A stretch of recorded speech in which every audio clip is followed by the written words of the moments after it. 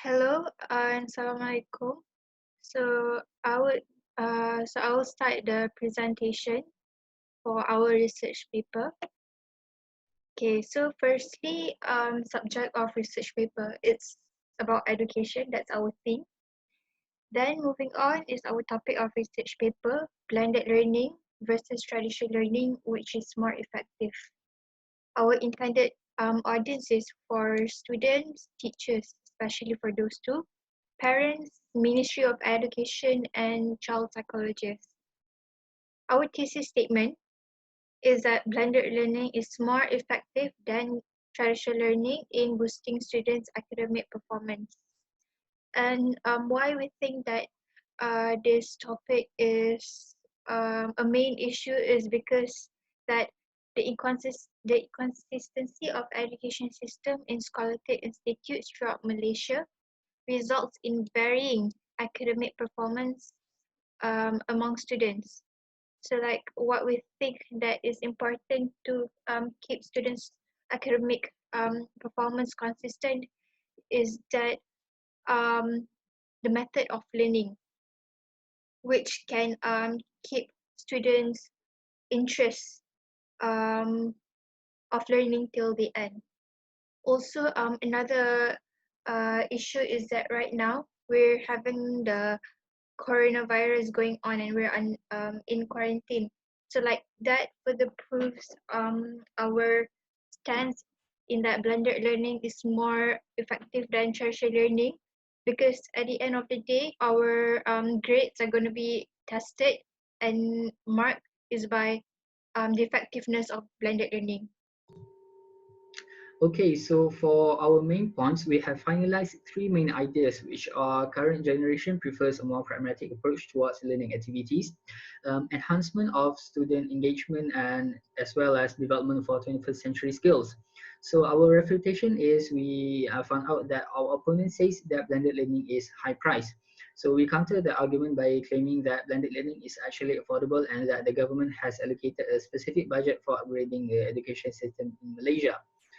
So let's get on with it.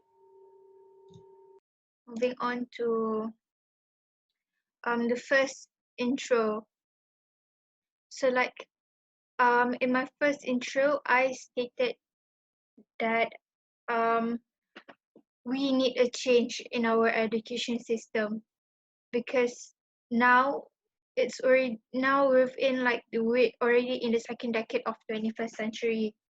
So no more sitting in class listening to lecturers, teachers, and learn. We can have more interaction, so use that to our advantages, especially since our country is quite advanced as compared to the first world countries.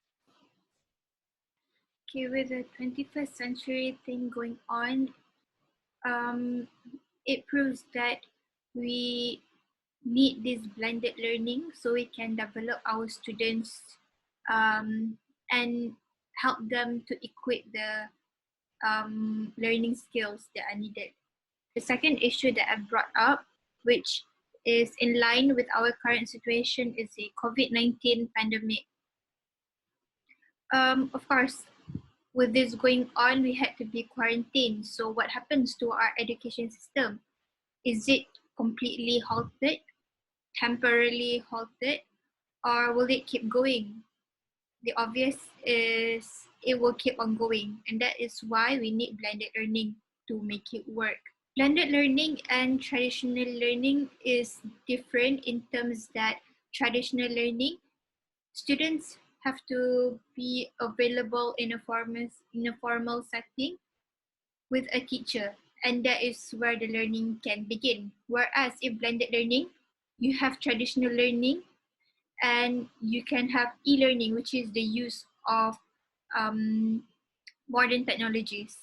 Surely there will be like students and teachers who are not familiar with the term blended learning, but that's okay because the time now can be used for them to learn, explore, and get into it too, so that they can keep on so their learning keep on ongoing. In this introduction, I also explain the definition for blended learning, which is a method of learning that combines traditional classrooms and also the use of modern technologies, as explained above. Why blended learning also is because it can customize to students' time and pace of doing their work. Also, like traditional learning, it can fit into small or big, mm, which is mandatory. You have to. Researcher from American Physiological Studies proved that students who are learning using this method will score with higher results than those who are in traditional learning.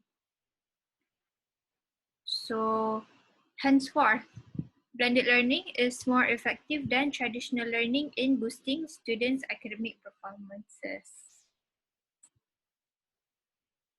So for the second introduction, right here. So for my part, I did the second introduction to explain some details about blended learning. So I have compiled some research about blended learning and the definition behind the term blended learning itself. So there are many perceptions towards the definition for blended learning, and based on some researchers, they perceive blended learning as a combination of traditional face-to-face learning as well as online-based courses. So from all of these researchers, I have compiled with the final definition, which is blended learning is a mixture of online learning and classroom that contains some of the facilities of online courses with the presence of face-to-face communication. In addition, I also extended the second introduction by adding the history of blended learning itself. So the early blended learning was began in theory. The blended learning started since 1840 because back then the term distance learning was used in exchange for blended learning. And by that, lecturers back then, they would send letters to students from a distance from other states, and students would send mail back to the lecturers. And although that would be kind of the same concept of blended learning, based on my interpretation of blended learning, it does not count as blended learning, as blended learning must involve face-to-face learning as well as traditional online-based learning. So if we were to consider online learning as well, online learning included in blended learning, so it would be around the late 1990s, like around 1998, a time where PC started to become publicly accessible and the World Wide Web, the internet has become more user friendly. I explained a little bit more about how blended learning started around the early 1980s, where CD-ROMs were used, but that also does not include online learning, so we don't perceive that as blended learning.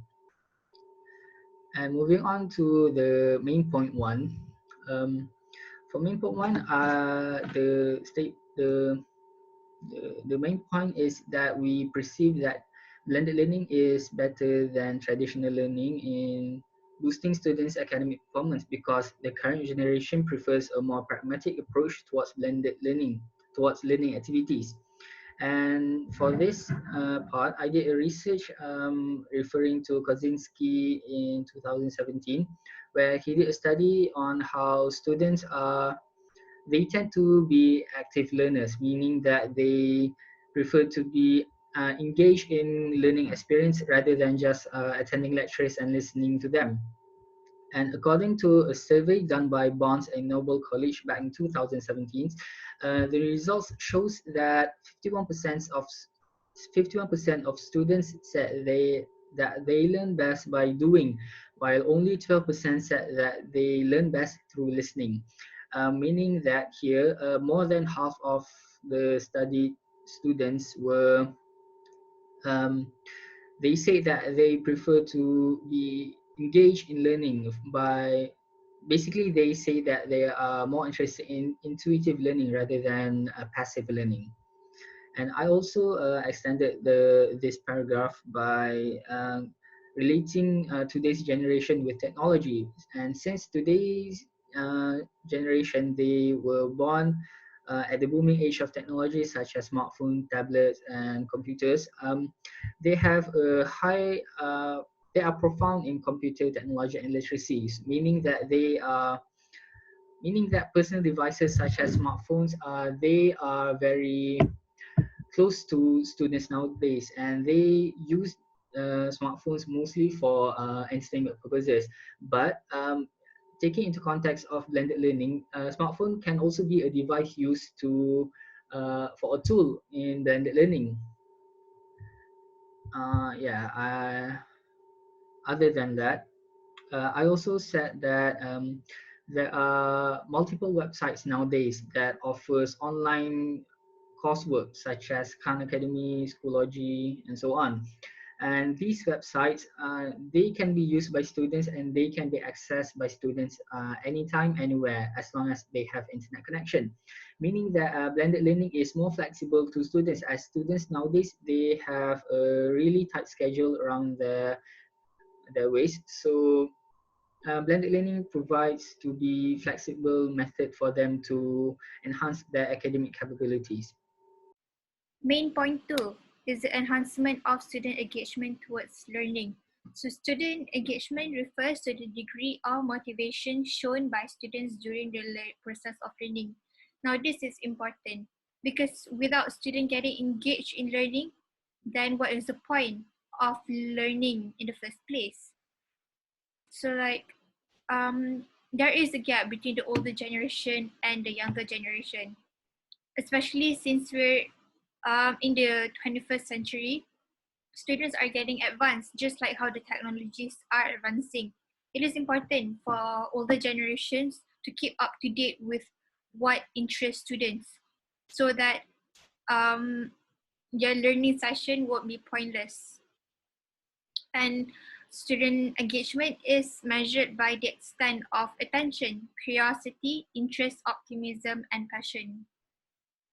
Now, blended learning is comprised by two main elements, which is on-site learning, known as traditional learning.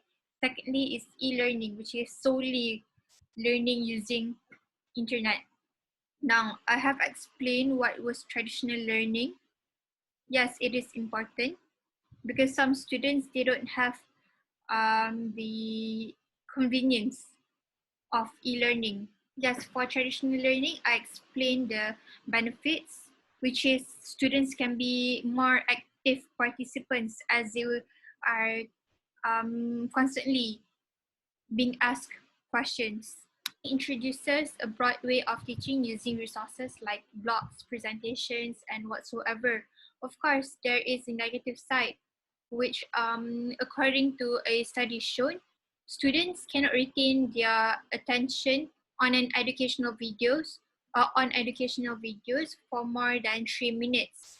So I have come to a conclusion that a mix of both sides, on-site mode and online mode, is the best solution, because using blended learning, um, teachers can alter which mode can be predominantly used so that students can learn best. And that's why the use of blended learning helps to engage a student's heart and mind, provide a quality learning experience.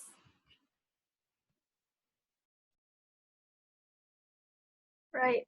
Moving on to main point 3 is the development of 21st century skills.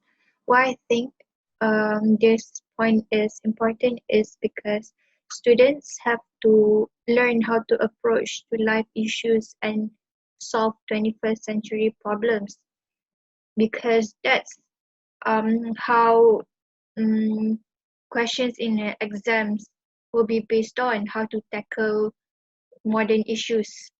So for them to solve those questions is that they need to witness and listen to variety point of views, and that's where the 21st century skills comes in. So for the learning aspect, 21st century skills have four C's, which is critical thinking, creativity, collaboration, and communication. So if you want to do 20, if you want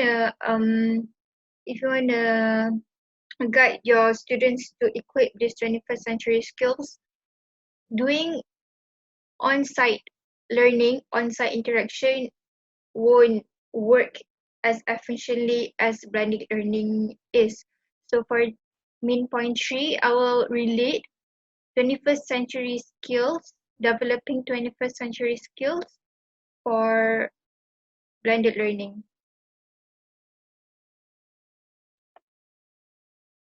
That I will be moving on to refutation. For refutation, my opponent says that blended learning is costly or high price. And by that, we countered that argument by saying that blended learning is actually affordable and that the government has allocated a specific budget for upgrading the education system in Malaysia. The budget will be used mainly to provide destitute students with basic essentials such as electronic devices for the set cost. Like for example, back in 2008, the Terengganu state government has provided around 25,000 students with laptops to use for blended learning purposes. And that proves to be a supporting detail in our argument, and saying that the government has provided budget for students to engage in blended learning. And also taking into context of today's generation, we could see that almost every student own a smartphone or and a laptop as well. And by claiming that students can afford to buy a smartphone, as a smartphone is seen as something as more to a necessity rather than a need, rather than a non-essential need. So as smartphone become more essential nowadays, and more students are having smartphone, owning smartphone, it can be see that blended learning is a new education system that can be approached by almost every student in Malaysia, countering the argument that blended learning is high price because maybe they say that student can afford to buy smartphone, but as we see, a lot of students have smartphone nowadays. So towards the conclusion, the conclusion, I haven't done the actual conclusion yet, but I have a basic outline for how the conclusion would go.